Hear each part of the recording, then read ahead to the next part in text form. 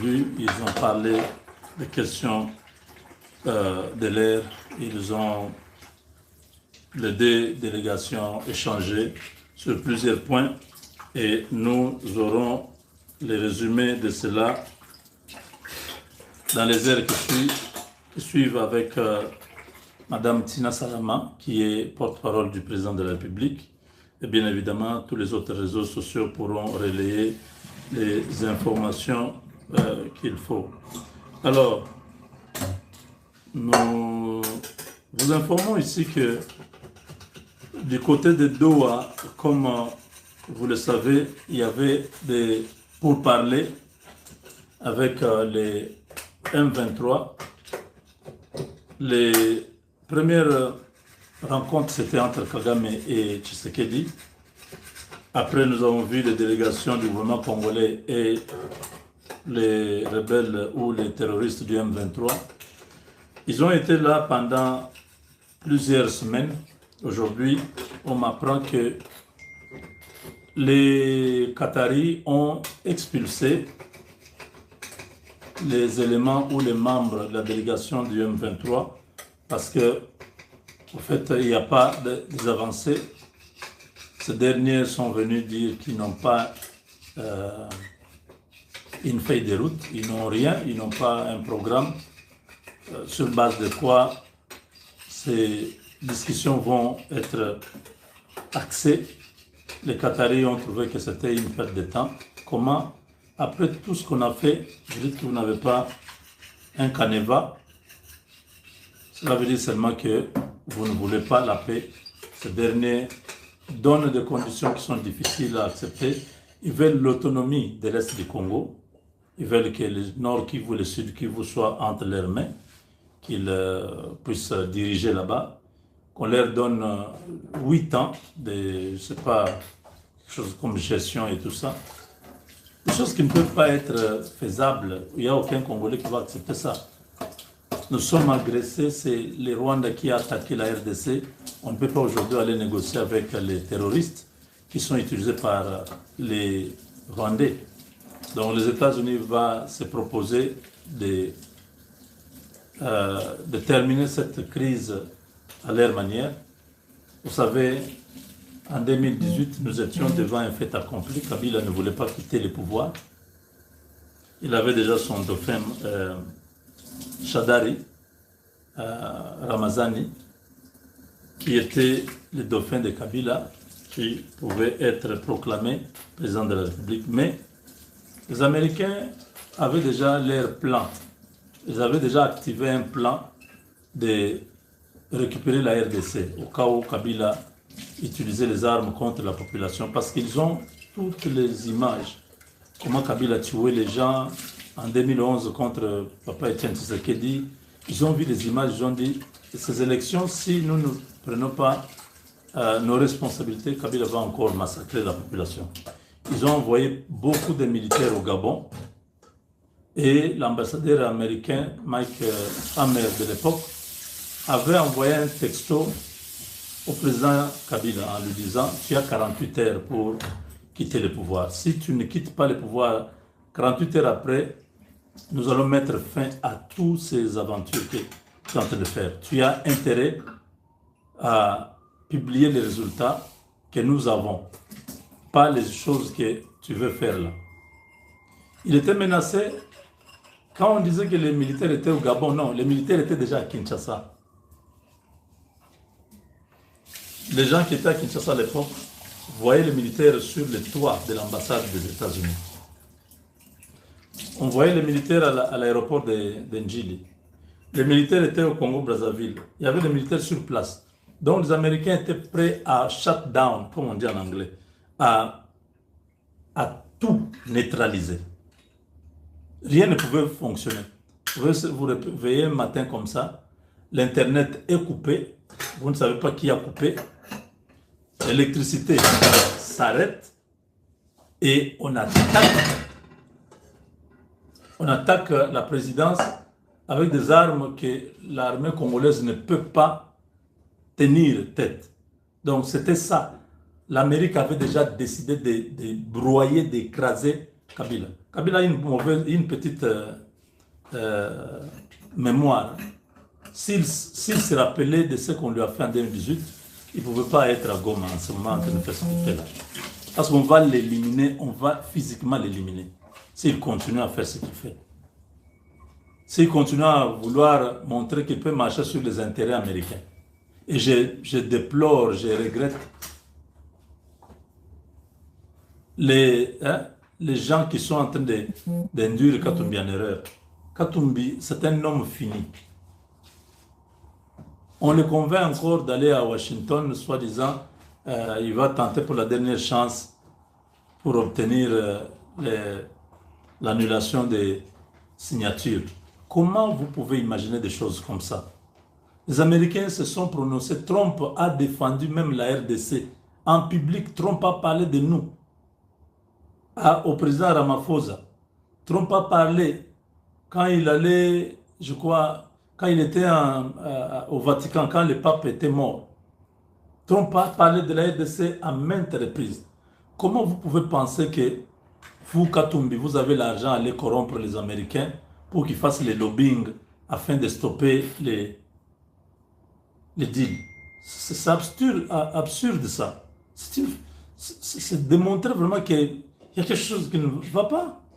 Comment vous pouvez faire des choses comme ça? À ce niveau, même Macron est déjà dépassé l'homosexuel là. Celui qui sort avec un autre homme vieux comme ça. Macron est fatigué, Macron ne peut plus. Dieu a donné la victoire à la RDC, je vous ai dit au mois de mars. J'étais à Kinshasa avant de quitter. Je priais, j'ai vu le ciel ouvert sur ma maison. Il n'y avait plus de toiture. J'ai vu comme un monstre, un truc bizarre qui s'approchait de la maison, qui venait du ciel pour détruire toute la maison. Ma femme qui était au salon avec les enfants est venue pour me dire, tu dors, réveille-toi, nous sommes en danger. Ce jour-là, d'après l'interprétation de ces songes, Dieu montrait le complot qui était planétaire. Donc c'était partout. Nous étions complètement cernés de tous les côtés. On n'allait pas s'en sortir. Si ces monstres s'abattaient sur nous, si le monde entier s'abattait sur la RDC, personne ne pouvait réussir à s'échapper. On allait tous mourir. Mais grâce à l'époux qui est Jésus-Christ, c'est lui l'époux de l'Église. La femme représente l'Église et moi, je représente l'homme, l'époux. Donc, Jésus a intercédé l'Église a intercédé auprès de l'époux et l'époux est venu à notre secours. Il a sauvé la RDC. Aujourd'hui, 3 mois après, je vous ai dit que la guerre était terminée depuis mars. Beaucoup ne croyaient pas.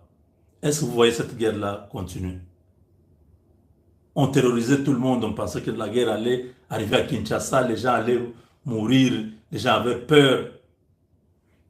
Tous les hôtels étaient vides, Pullman était vide, Hilton était vide, tous les expatriés, tous ces blancs étaient rentrés dans leur pays. Ils avaient peur que quelque chose allait arriver. J'ai dit que Dieu m'a montré, c'est fini. Spirituellement, Dieu parle. Les gens qui sont charnels ne comprennent rien.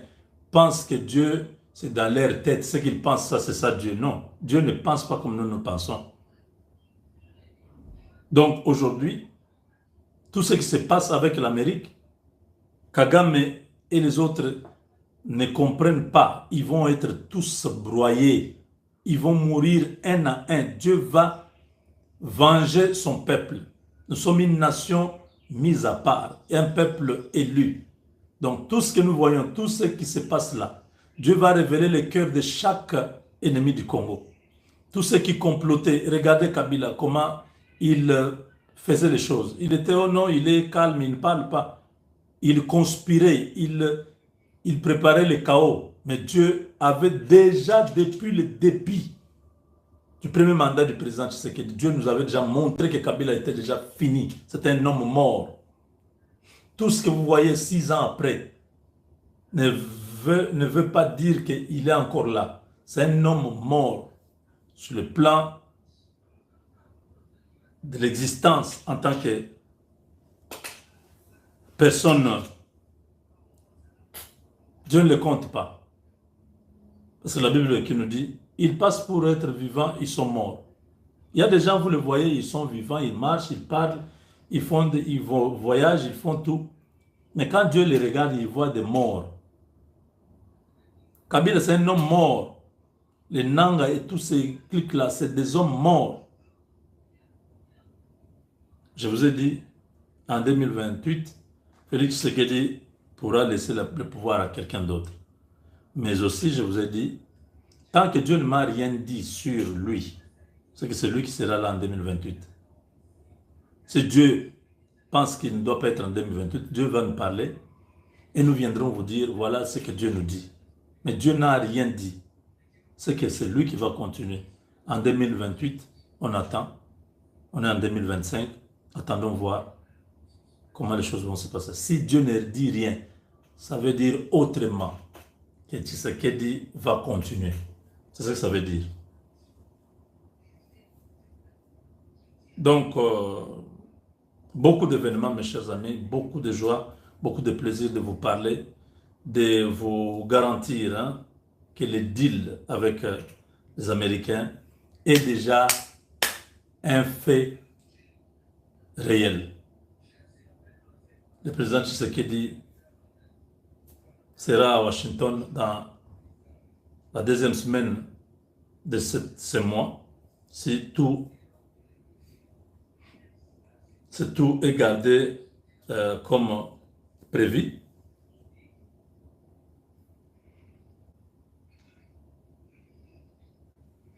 Le deal bilatéral entre Rwanda et RDC sera signé. Le deal multilatéral entre la RDC et les États-Unis sera signé. Le deal bilatéral entre les États-Unis et le Rwanda sera aussi signé. Donc, c'est un mois des événements, un mois qui marque la fin d'une servitude, d'une époque. Les noms des individus que vous entendez aujourd'hui, bientôt vous n'entendrez plus. Oh, James Kabarebe, oh, Kabila, oh, tous ces noms-là, vous n'entendrez plus parce qu'ils vont être effacés très vite avec la vitesse de la technologie. Nous tous, nous serons concentrés à autre chose. On ne va pas regarder à tout ça. Les entreprises américaines arrivent, tout le monde se prépare. Toi, tu es distrait. Il y a des gens qui nous appellent.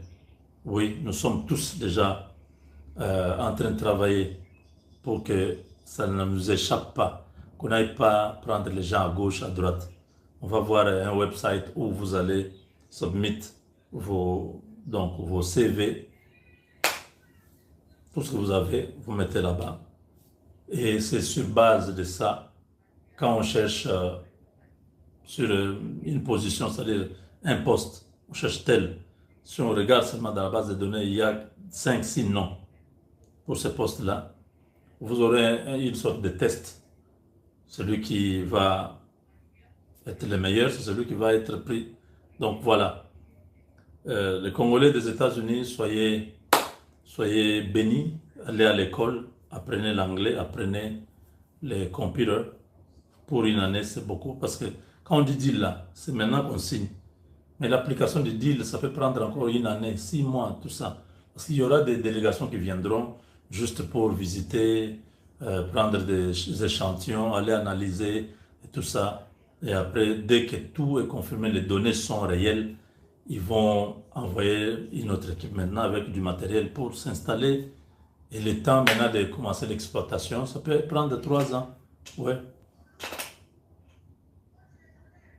1 an à 3 ans, c'est possible que cela soit fait. Donc voilà, à moins que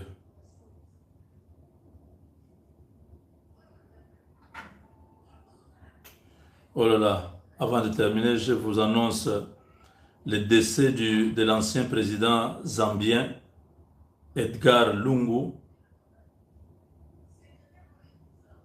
Il est mort en Afrique du Sud à l'âge de 68 ans. Oh là là, paix à son âme, paix à son âme. Donc, c'est une très mauvaise nouvelle. Il a dirigé le pays entre 2015 et 2021 avant de décéder, avant de céder à Kainde. Il a été confirmé ce jeudi 5 par sa fille, Tassila Lungu. Oh là là, coup dur pour... Bon, c'était le gars de Moïse Gatumbi. De toute façon, il a fait son temps. Que son âme repose en paix. Edgar Lungu, peut-être beaucoup de gens ne le connaissent pas. Edgar Lungu, voilà, son visage est là.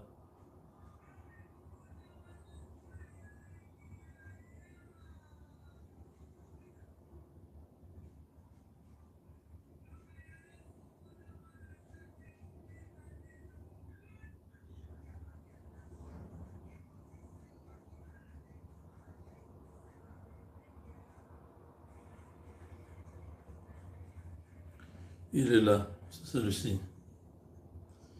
Il est parti, il est mort. La vie continue, voilà. Edgar Lungu, il est parti.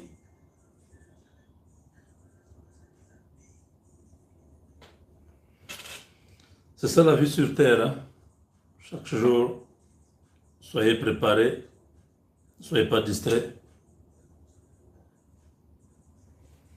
Soyez pas distraits. La photo du jour est là.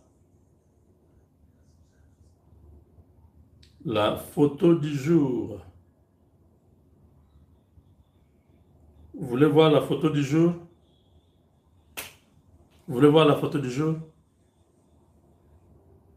Ou l'image du jour?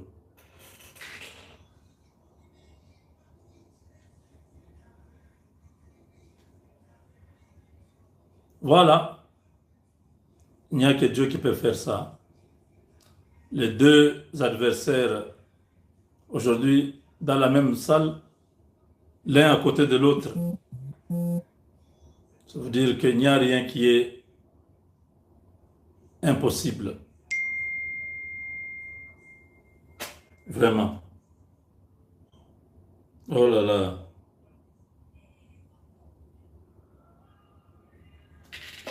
Les deux hommes s'approchent avec sérénité.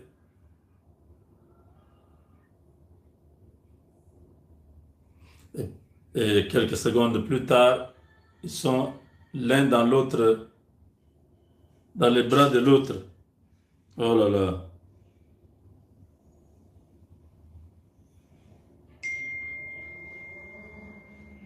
Pendant ce temps-là, à Goma, celui-ci, Franck Diongo, rencontrait Kabila. Bah ouais. Vous sentez qu'ici, il n'y a pas la vie, hein, c'est la mort. Hein?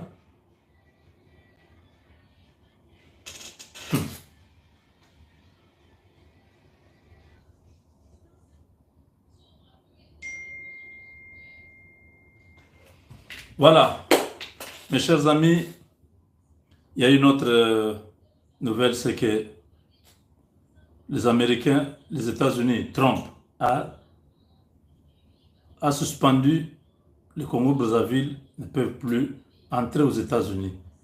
Les citoyens du Congo-Brazzaville ne peuvent pas avoir le visa américain. Trump a frappé Denis Sassou Nguesso. Maintenant, ça va peser lourd sur la population qui n'a rien fait. À cause de Denis Sassou Nguesso, à cause de son coup d'État vers la RDC, Denis Sassou Nguesso est mis en quarantaine. Ça, c'est une gifle. Donc, les Congolais de Brazzaville, ne pleurez pas, débarrassez-vous de votre Denis Sassou Nguesso. Cet homme, c'est une malédiction pour vous. Il est allé signer des accords avec le Rwanda. Il a donné des terres au Rwanda. Et il voulait faciliter les coups d'État de la RDC parce que Macron a dit. Voilà aujourd'hui, même s'ils vont dire non, Et nous, on n'a même pas besoin d'aller aux États-Unis, on parle souvent en France. Ah, ça fait très mal, cette décision-là. Oui, mais c'est Dieu qui est en train d'agir, hein. Dieu est en train de frapper tous nos ennemis qui ne veulent pas de notre bien. Dieu va tous les rendre ridicules. Ils seront humiliés. Kabila sera humilié avant de mourir. Là où il croit qu'il est revenu sur la terre qui a, qui a accueilli beaucoup de sang des innocents. Goma, c'est le symbole d'une d'une tragédie. C'est une ville martyre. C'est le sang des innocents qui hante cette ville-là. Et Kabila ne s'en sortira pas. Tôt ou tard, il va payer. Avec Dieu, nous vaincrons.